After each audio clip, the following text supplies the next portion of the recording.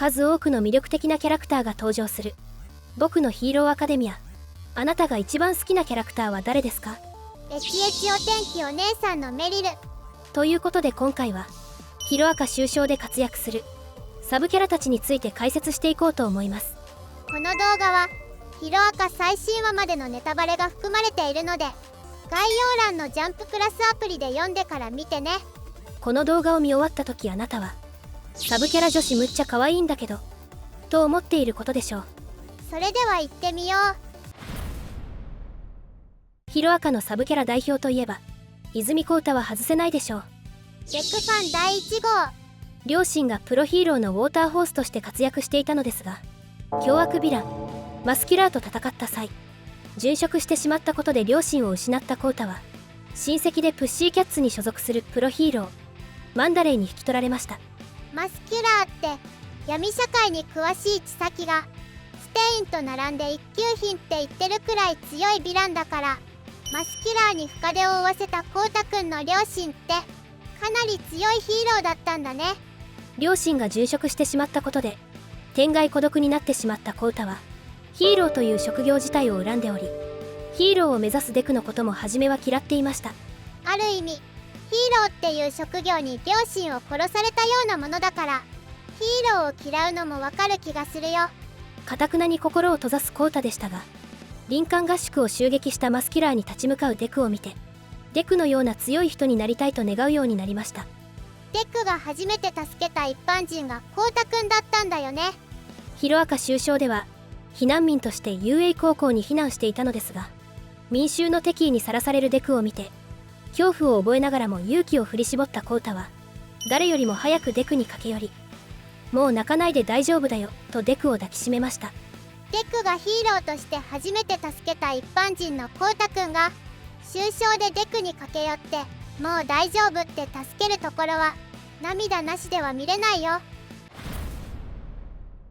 ヒロアカ終章で最も有名なサブキャラといえば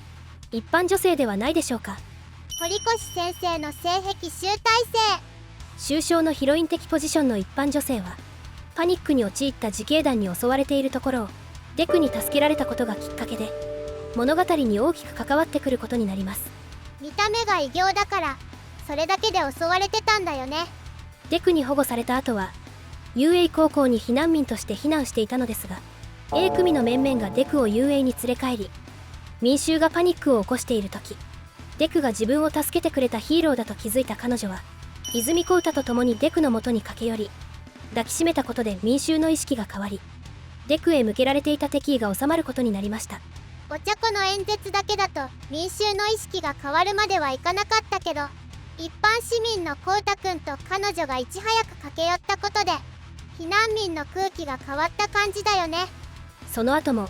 異形の者たちが暴動を起こしかけていると障子に伝えるなど物語の運命を左右する大事な役割を果たした彼女は終章で最も有名になったサブキャラと言っても過言ではないでしょう。一般女性に性癖をねじ曲げられた人は正直にコメント欄で白状していってね。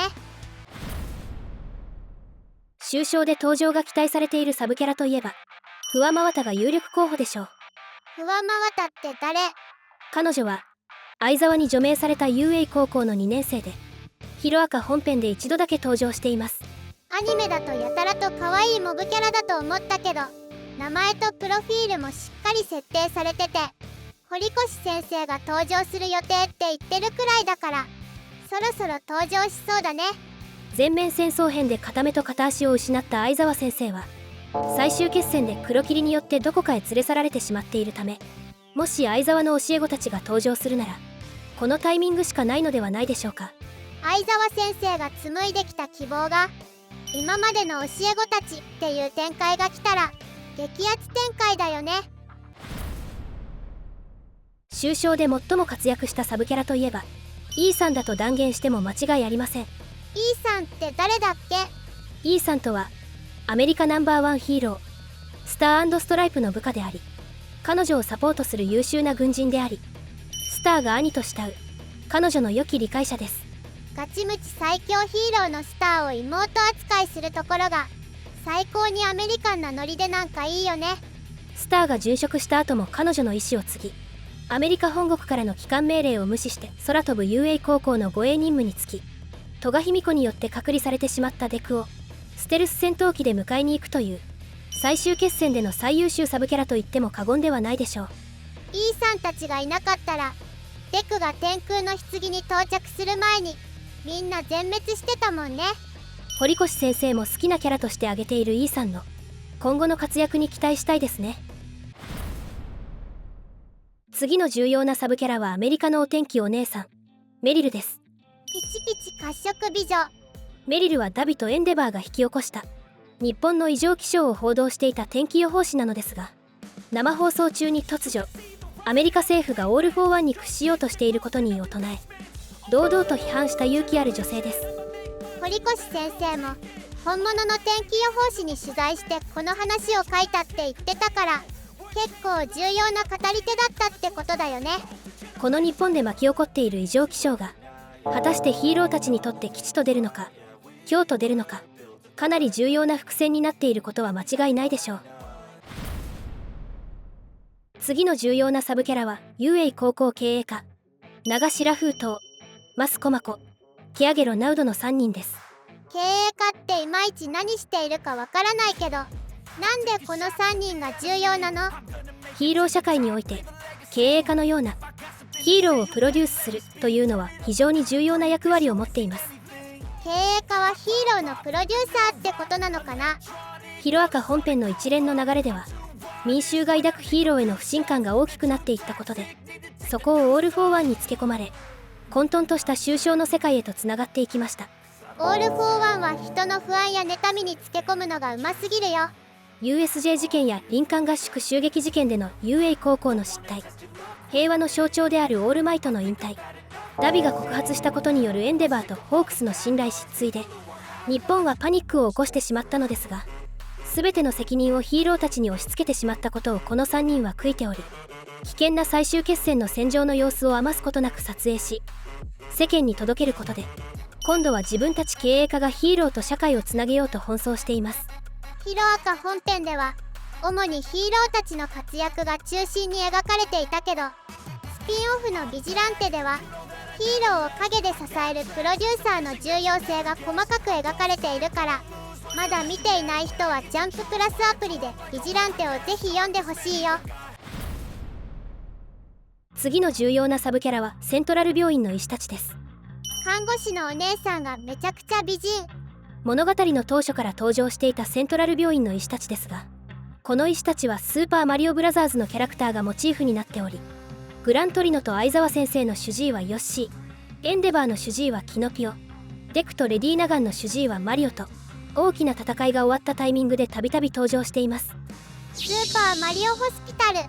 最終決戦のセントラル病院防衛戦ではボートから患者を守るために命を懸けて看護師たちと共に立ち上がった志の高い医師たちで、その気高い姿がボートたちを改心させるきっかけになりました。顔は完全にヨッシーもどきなのにめちゃくちゃかっこよく見えるんだよな。セントラル病院での暴動が収まった後、デクとの約束を果たすべく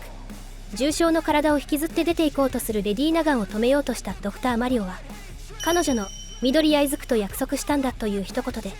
ナガンの覚悟の強さを感じ取ります。デクの主治医もやっていたドクター・マリオだから、無茶をしてでもヒーローであろうとするナガンの姿にデクを重ねていたのかもしれないね。次の重要なサブキャラは第1話に登場したおじさんです。髪型が使徒の死んだ時の爆発。第1話でデクが初登場した際、隣にいたこのおじさんはヒーローのうんちくを披露するデクのことを応援してくれていました。江戸っ子気質のおっちゃん。やけにインパクトのある外見をしたおじさんでしたが、終章では UA に避難している避難民として再登場します。まさかの8年ぶりの再登場。パニックになった民衆を落ち着かせ、デクを UA に迎え入れる姿勢を取ったことで民衆の心が動き、デクは UA に帰ってくることができたのですが、トウのおじさん本人はデクのことは覚えていなかったようで、単純にめちゃくちゃ男気がある変な髪型のおじさんだったということが判明しました。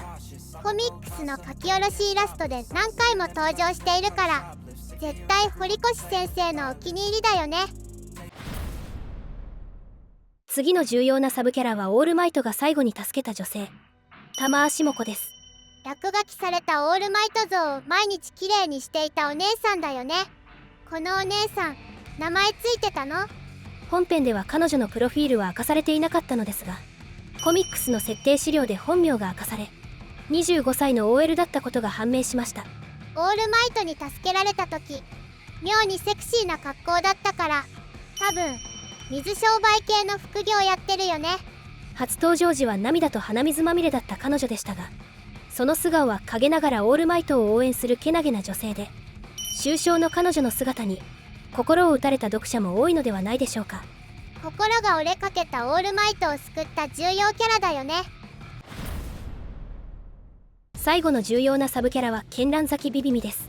ヒロアカ界の小林幸子。雄英高校一番の美人を決めるミスコンで、あの妖精のような美貌を誇るねじれちゃんを抑え、ミスコンの覇者として君臨していた絢爛咲ビビミは、もはや美人という概念をぶち壊すほどの美的感覚を持っており、彼女の操るビビミタンクはミスコンの方向性をも見失わせるほどの破壊力を持っています。絢爛咲ビビミの個性、美的感覚の崩壊だと思う。UA ビッグ3のねじれちゃんがライバルと認める絢爛咲ビビミ。最終決戦でも再登場することは確約されていると言っても過言ではありません。ねじれちゃんのピンチにビビミタンクで駆けつけたら感動で号泣しちゃうよ。ということで今回は終章で重要な役割を果たすサブキャラたちを解説してきましたが、いかがだったでしょうか。この動画が1000いいねを超えたら劇場版に登場する重要なサブキャラたちも解説していこうと思うので、いいねとチャンネル登録よろしくね。それでは次回の動画でお会いしましょう。フルスウルトラ。